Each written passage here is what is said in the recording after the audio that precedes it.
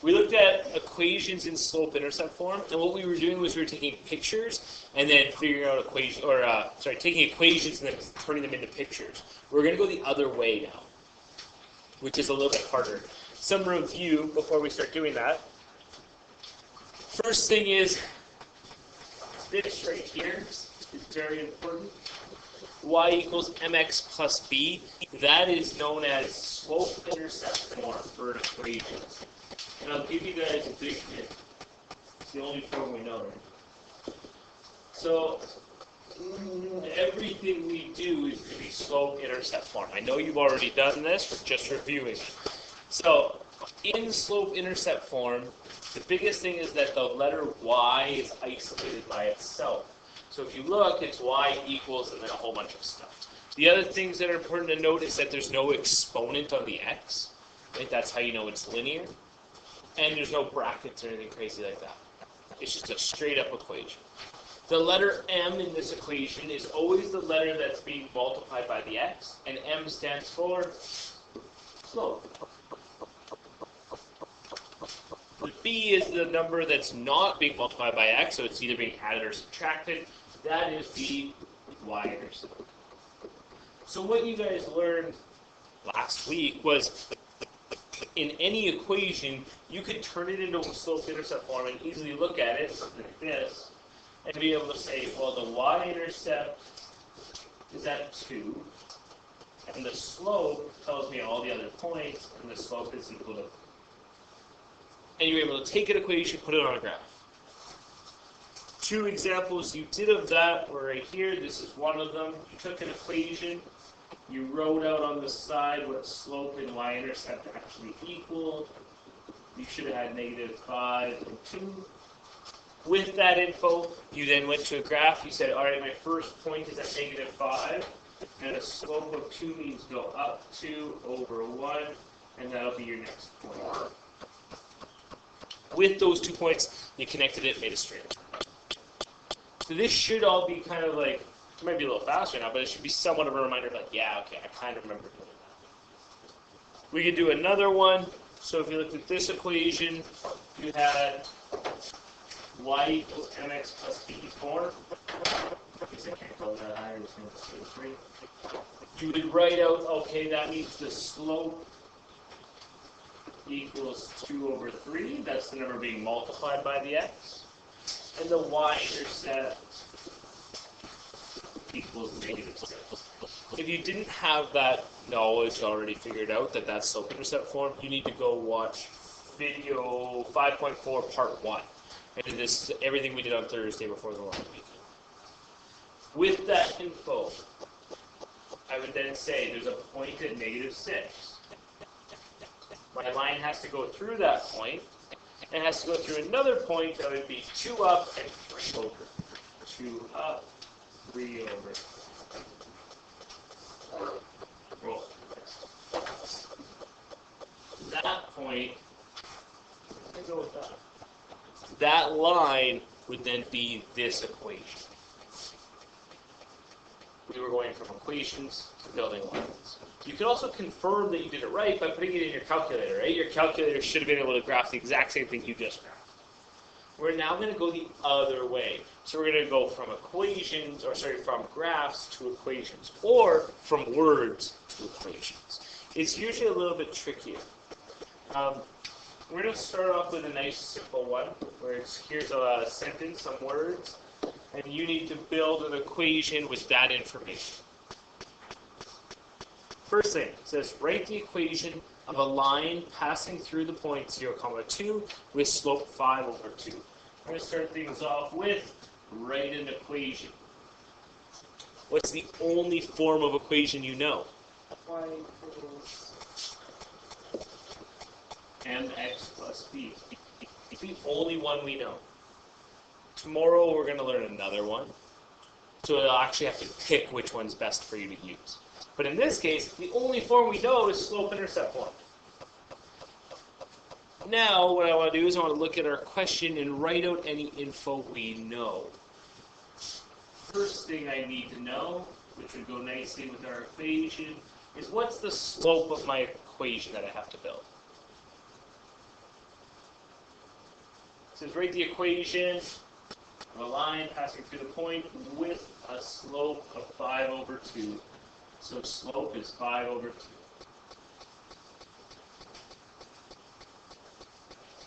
They also gave you a point, right? It said it has to go through this point. What do we know about that point? It's not a random point. It is the y-intercept. How do you know it's the y-intercept? This point is the y-intercept. How do I know it's the y-intercept? Because x equals 0, right? Look at your x value. If x equals 0, that means that's the y-intercept. I would write that on my side as well.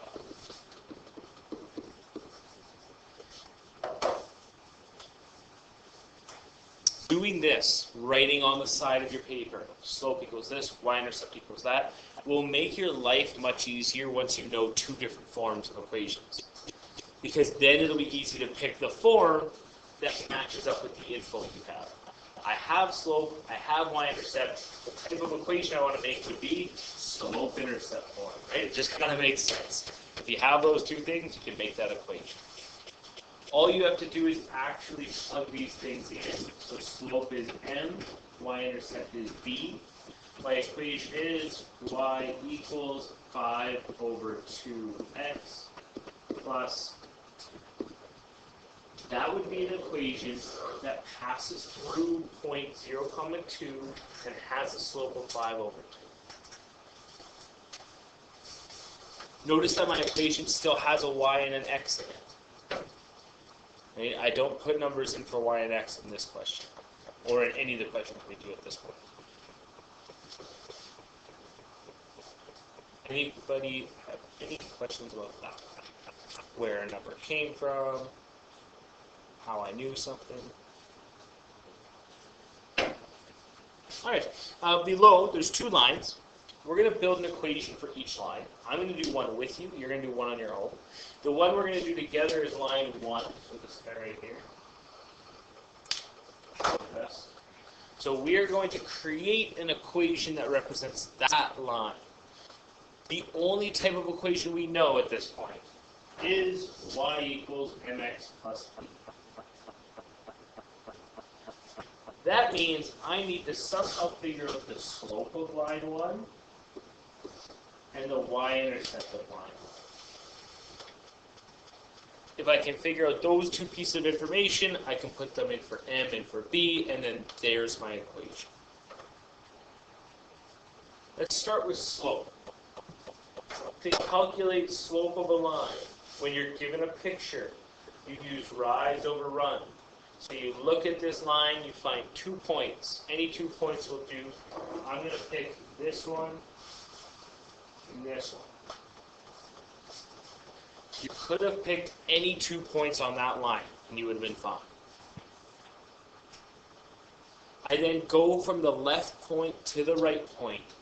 I go up 1, to the right 1, 2, 3. That's a rise of 1, a run of 3. My slope is 1 over 3.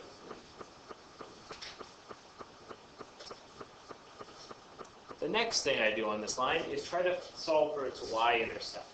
The y-intercept is where that line crosses the y-axis. It's right there. That point is -4. Once you have the slope and have the y-intercept, you can build your equation. You go to your little formula of y equals mx plus b, and you put in the values for m, which is slope, and the value for b, which is -4. That equation would build line 1 in that graph. You could always check in your calculator and see if it actually draws the same line. Right? Okay, I want you to try to build line 2 on your own. So you need to find the slope and the y-intercept, and then build the equation for line 2. Give it a shot. To build an equation, you need to know the slope. Every single time you need to know the slope. And in this case, because all we know is slope y-intercept form, we need to find a y-intercept. Let's start with slope. To find the slope of a line, you pick any 2 points on that line. I'm going to pick here and here. You could have picked 2 other points and it would still work. I work from the left point to the right point, so I have to go down 1, 2, 3. We call that rise of -3. And then we go to the right, 1, 2. So our rise over run will be -3 over 2. We then have to write out our y-intercept for this question. Our y-intercept for this question is right here at 2.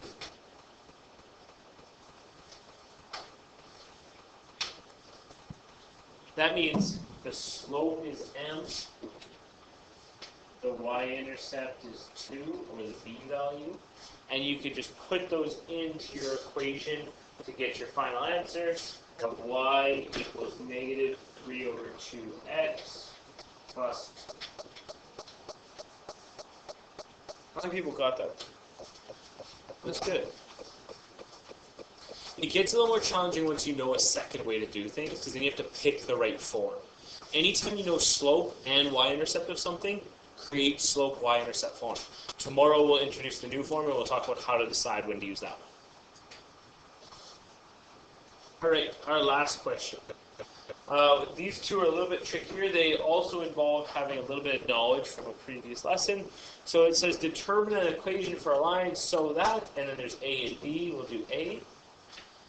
Determine an equation for a line so that the line is perpendicular to this line and has the same y-intercept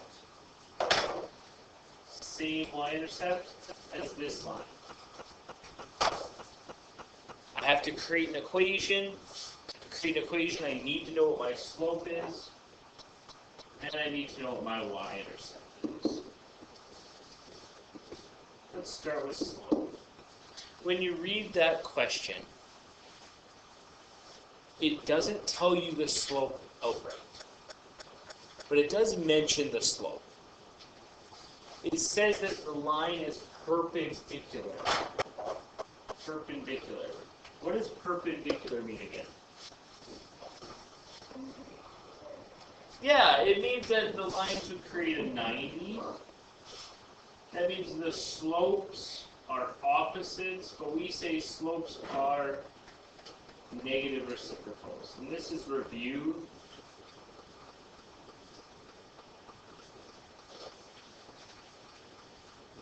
That's what perpendicular means. Negative reciprocal, so for instance, if I gave you 11 over 12 as your slope, a negative reciprocal would be -12 over 11. You change the sign, you flip the fraction. Okay? That's what negative reciprocal means. So if we look at our question, it said that the line is perpendicular, so the opposite and negative reciprocal of this line. Well, what's the slope of that line? Jason. The slope is 1 over 3. That means our slope should be -3 over 1. Right? It's perpendicular to that line. Means the slope is the negative reciprocal. And then it has the same y-intercept as this line, the one I highlighted in green. So you have to figure out the y-intercept on that green line. What's the y-intercept on that one?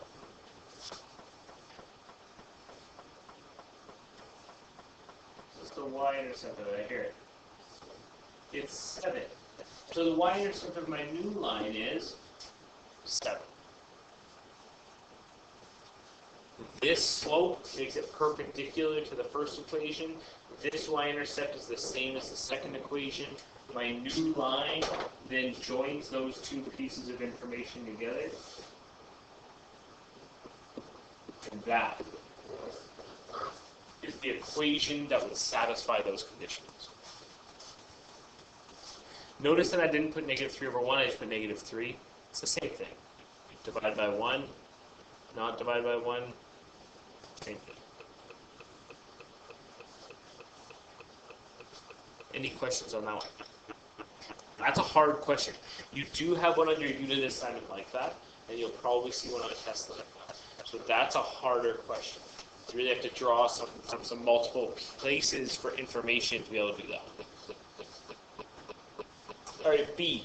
So now we're determining an equation for lines so that the line passes through the point 0, 9 and is parallel to the line joining 6, negative, or 2, negative 6 and negative 5, 0. So what parallel? What does parallel mean if two lines are parallel? Yeah, they go like that. Side by side, they never cross each other. If they never cross each other, what do we know about their slopes? Slopes are the same.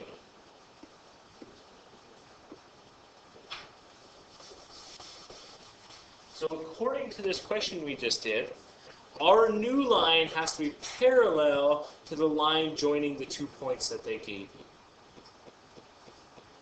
They didn't actually tell you the slope that's joining these 2 points. Can we find the slope that's joining those 2 points?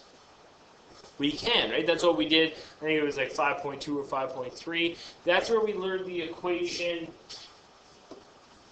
y2 minus y1 divided by x2 minus x. That's the slope formula when given 2 points. If we want to be parallel to these 2 points, we need to have the same slope. That means we need to calculate what their slope even is. To do that, we need one point x1, y1, need the other point x2, y2. You then just plug your things right into your formula. So y2 is 0 minus y1, which is negative 6, divided by x2, which is negative 5, minus x1, which is just 2. If you calculate that, that means it's 6 over negative 7.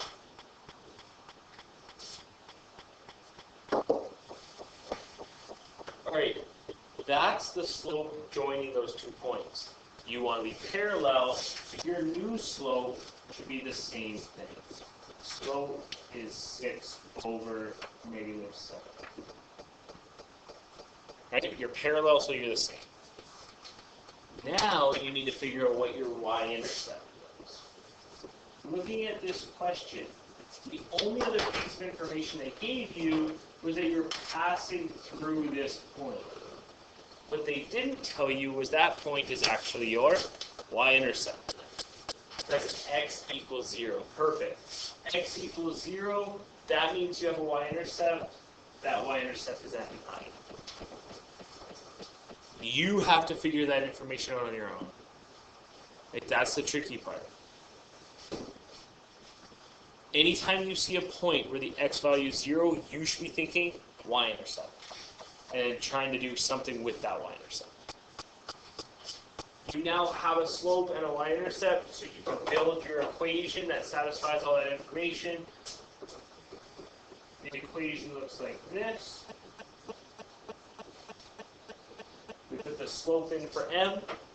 We put the y-intercept in for B. You'll also notice that I didn't write my slope in the same way that I did before. So, this equation is correct. Let's put a box around it. But up here, I said my slope was 6 over negative 7. In my equation, I actually put the negative out front. So it's written a little bit different. Remember that that negative can float. So it can float out front, or it can float to the top. We don't normally leave it on the bottom. If you do, that's okay, you're not wrong. But just know that on an answer, on a multiple choice test or something like that, the negative would float out front or up to the 6. So that's the standard way of writing something. Anybody have any questions about either of those? Feel like you're remembering Slope-Intercept Form? Good. Okay. Today,